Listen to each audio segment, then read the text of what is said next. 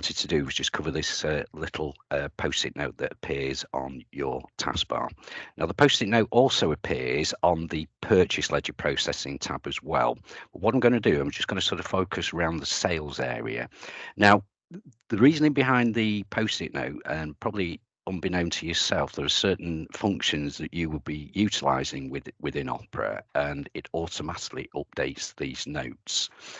Now, traditionally, people used to record virtually sort of any conversations. It may be sort of like debt collection that you might be doing, and what they would have normally done in the past was probably dropped all the information within the memo pad. Now, obviously, with the memo pad, it's very difficult to sort of keep a track of what's going on, and it's important that obviously people that are updating the memo pad continually.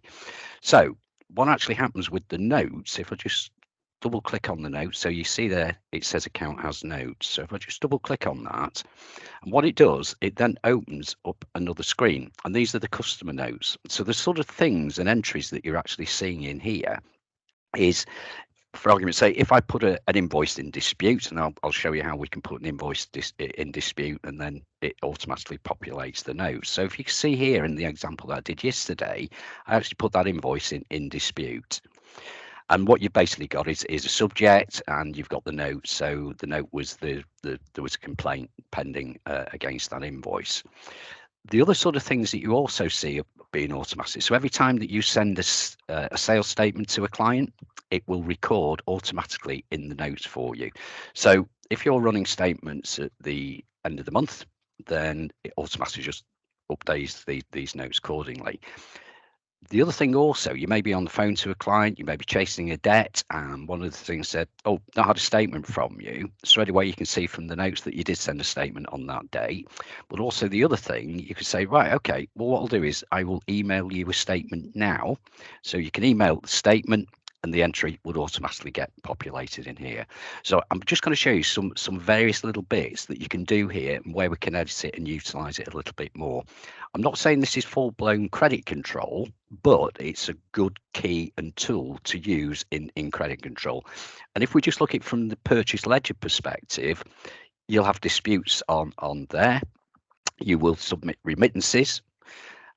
And again, the notes automatically get updated on the purchase ledger. But let's concentrate on the sales for now. So if I just go to the account, and we've got outstanding, and let's say, for argument's sake, I'm now on the phone with a client, and the client's I'm chasing the debt, and they then turn around and say, sorry, not had a statement from you. So I say, right, okay, let me email you a statement. So if I email statement, I'm just going to publish that for screen just for ease.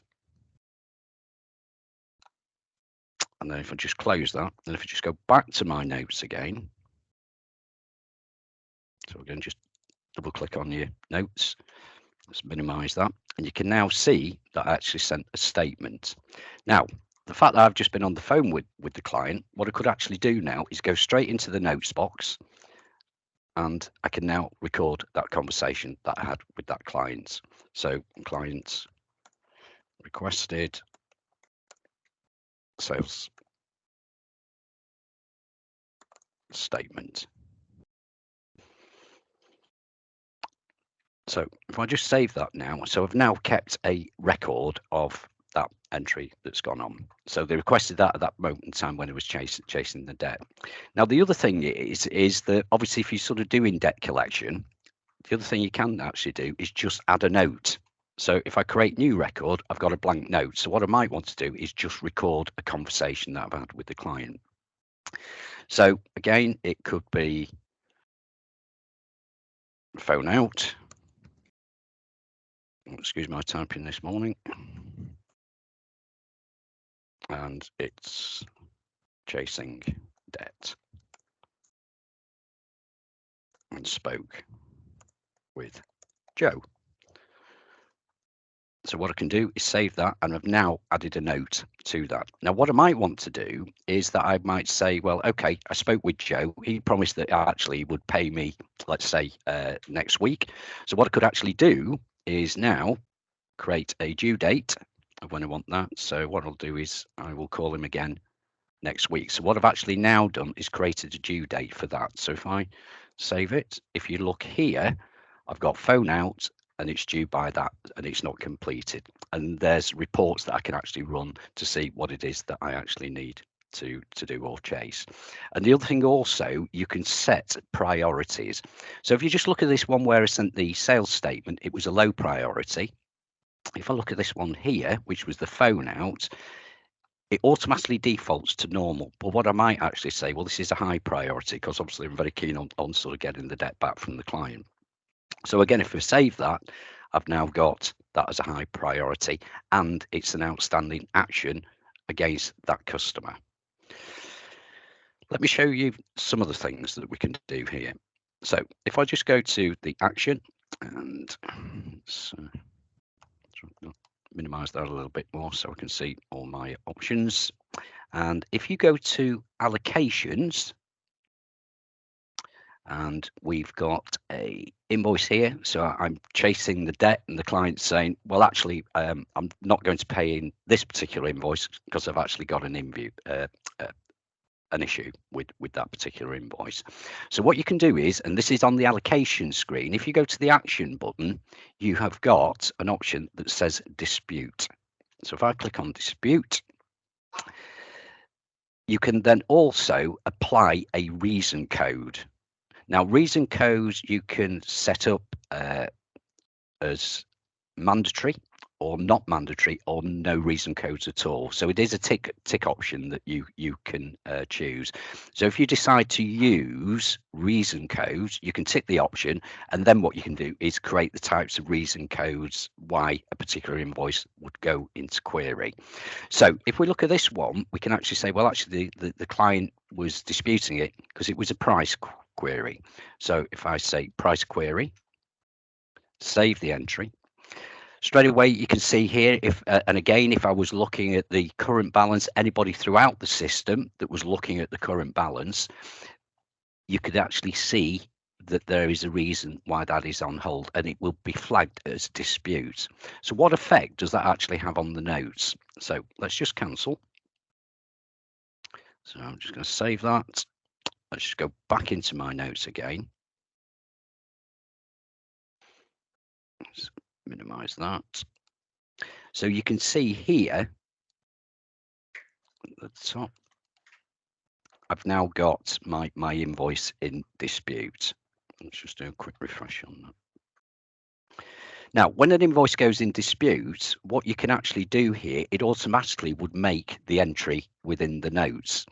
But what you might want to do is that you might want to inform somebody within your organization. Let's say, for argument's sake, it was a complaint or it's a price query that you want, and there's a particular person in the organization that you want to be who you wish to make them aware of that particular issue that you've got. So what you can do here is I've got action for. I'm just going to put in star. Remember, the star was the wild card where we can see everybody that we've got. And I'm going to use this gentleman here called Larry Futton. Now, this uses what we call people's profiles. So these tend to be people that aren't particular Opera users. So there might be colleagues within your organization. So if I choose Larry, and immediately what I've got is Larry's email. Now, what I might want to do is embellish this a little bit more and let Larry know that I've actually got an issue with this. So, Larry, please contact the client. Now, remember, obviously, we've got a due date on that, so I could still leave the due date accordingly. So if I just save that again, and now I've got the detail. So what can happen here is that when I do an action for Larry, what it will do, it will fire an email over to Larry with the contents of the note and the subject being the invoice in dispute. Let's just look at some other little bits that actually sort of happens on here. So if we go into allocations again,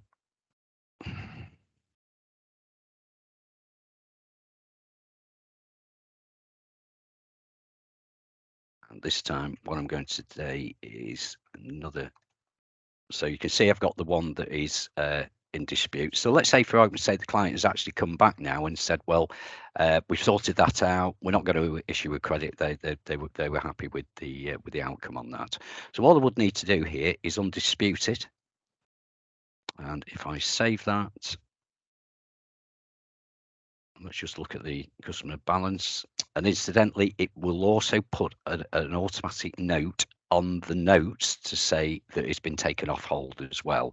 So what I'm trying to demonstrate to you is anything that you're actually doing throughout Opera, i.e. putting it on hold, putting the account on hold, will even put an entry into your notes as well. So let's just go on to terms. So I'm going to put the account on stop. So obviously you get the account on stop there. Let's just save that. And if we look in the notes, you can now see that the account has been put on stop. So what it's actually doing is recording as per the user that's doing the control of this. Obviously I've logged in as manager, so again I can run a report based on what it is that the manager is doing, what he's got in terms of completed transactions that he's got, and if there's any actions that they actually need to do. So just by simply the normal run-of-the-mill things that you're probably already doing, you might not be totally aware of what these notes are actually doing. So it's quite a brief overview of it. It's worthwhile having a look at this and investigating just a little bit further, and just see if you can utilize this as a better tool for debt collection.